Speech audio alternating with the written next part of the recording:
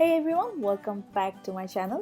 আজকে আপনাদেরকে আমি বাসায় কিভাবে খুব ইজি ওয়েতে খুব মজার পিৎজা সস বানানো যায় সেটা করে দেখাচ্ছি। আর এই পিৎজা সসটা কিন্তু আপনারা পিৎজা ছাড়াও পাস্তা রান্নাতেও ইউজ করতে পারবেন। তো পিৎজা সস বানানোর জন্য আমি আজকে প্রথমেই একটা মিডিয়াম সাইজের পেঁয়াজের অর্ধেকটা নিয়ে নিচ্ছি আর নিয়ে নিয়েছি 2 কোয়া রসুন। এখন এগুলোকে আমি খুব ছোট ছোট করে কুচি করে নিচ্ছি।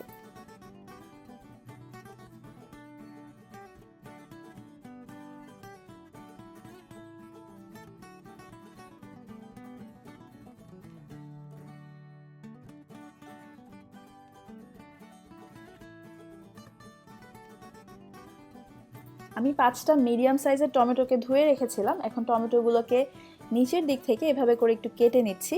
এটা এই জন্য করছি, যখন আমি টমেটোটা বয়েল করব তখন স্কিনটা খুব সহজেই সেপারেট হয়ে যাবে।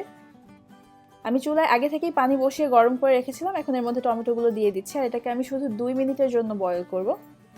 2 মিনিট পর আমার টমেটোটা হয়ে গেছে, স্কিনগুলো সেপারেট হয়ে গেছে। এখন আমি টমেটোটাকে তুলে নিচ্ছি, একটু ঠান্ডা করে তারপর আমি স্কিনগুলো তুলে নিব। এরপর আমি টমেটোটাকে একটা ব্লেন্ডারে খুব হালকা করে ব্লেন্ড করে নিচ্ছি। আমি খুব স্মুথ পেস্টটা চাই না, তাই আমি একটু অল্প করে ব্লেন্ড করছি। আপনারা চাইলে এটাকে একদম স্মুথ করে ব্লেন্ড করে নিতে পারেন।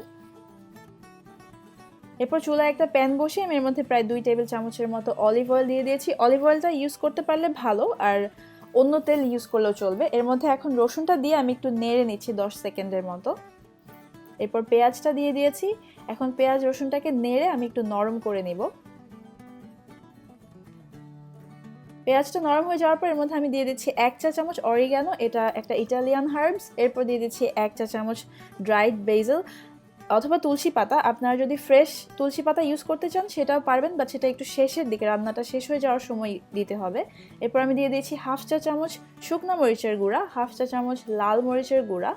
এখন সব কিছুকে আবার খুব ভালো করে একটু নেড়ে এর মধ্যে আমি টমেটো যেটা ব্লেন্ড করে রেখেছিলাম সেটা দিয়ে দিয়েছি। চুলার আঁচটা এই পর্যায়ে মিডিয়াম লোতে আছে আর আমি এখন সব কিছুকে আবার ভালোভাবে একটু নেড়ে চেড়ে মিশিয়ে নিচ্ছি।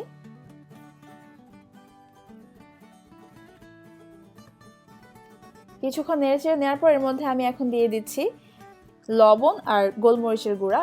এইটা আপনাদের স্বাদ মতো বা পরিমাণ মতো বুঝে ইউজ করবেন। এরপর দিয়ে দিয়েছি 1 চা চামচ চিনি আর দিয়ে দিচ্ছি 1 টেবিল চামচ টমেটো কেচাপ।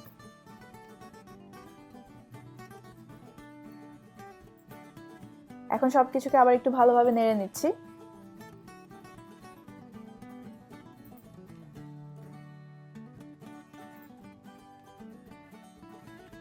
এখন চুলার আঁচটা আমি লোতে দিয়ে এটাকে ঢেকে 15 মিনিটের জন্য রান্না করব। বেসিক্যালি যতক্ষণ পর্যন্ত না সসের কনসিস্টেন্সিটা চলে আসে ততক্ষণ পর্যন্ত এটাকে কুক করতে হবে। মাঝে আমি 1-2 বার নেড়ে দিয়েছি এটাকে।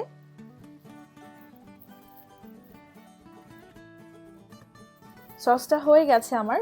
সসের যে ময়েশ্চার ছিল সেটা কিন্তু অলমোস্ট টেনে গেছে। আমি সসটাকে একটা বাটিতে নিয়ে নিয়েছি। আর এই পিৎজা সসটা আপনারা কিন্তু 2 থেকে 3 দিন ফ্রিজে রেখে ইউজ করতে পারবেন, তার বেশি না রাখাটাই ভালো। আশা করছি আমার আজকের এই ইজি রেসিপিটা আপনাদের কাছে ভালো লেগেছে। আর আমার ভিডিও যদি আপনাদের কাছে ভালো লাগে, আমার ভিডিও লাইক এবং শেয়ার করবেন। আর প্লিজ আমার চ্যানেল সাবস্ক্রাইব করবেন আমার নতুন ভিডিওগুলো দেখার জন্য। সবাই খুব ভালো থাকবেন। আল্লাহ হাফেজ।